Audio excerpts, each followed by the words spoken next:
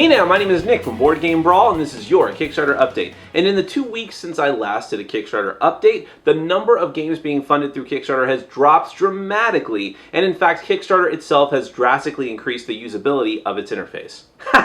No, I'm just kidding about both of those. Let's get to it.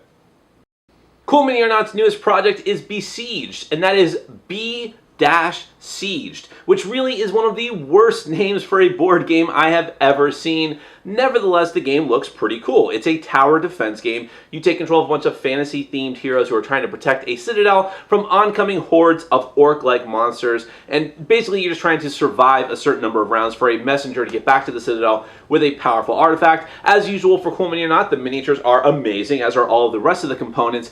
I was really surprised by the fact of how similar this game seems to Ghost Stories, which is fine. Ghost Stories is a phenomenal game, one of my favorites, but I never thought of Ghost Stories as a tower defense game before, but now I kind of do, and although this one seems like it does enough to really differentiate it from that game, so it's one that I'm definitely looking forward to.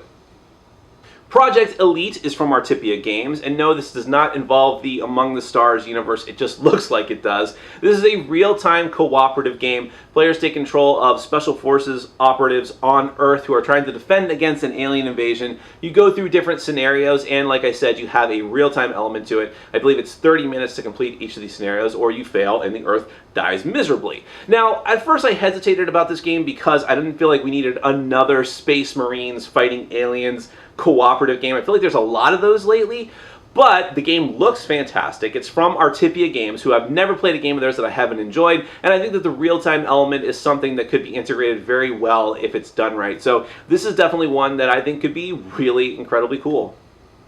Golem Academy from Silly Kid Games is a head-to-head fighting card game. You take control of anime-inspired characters who are fighting against each other using their familiars, which I believe are the golems from the title of the game. I don't know, I like the art style, and I think it's kind of neat. I dig these kind of games like BattleCon or like Yomi that have a surprising amount of complexity to them despite being simple sort of hand management card games, so you might want to check it out.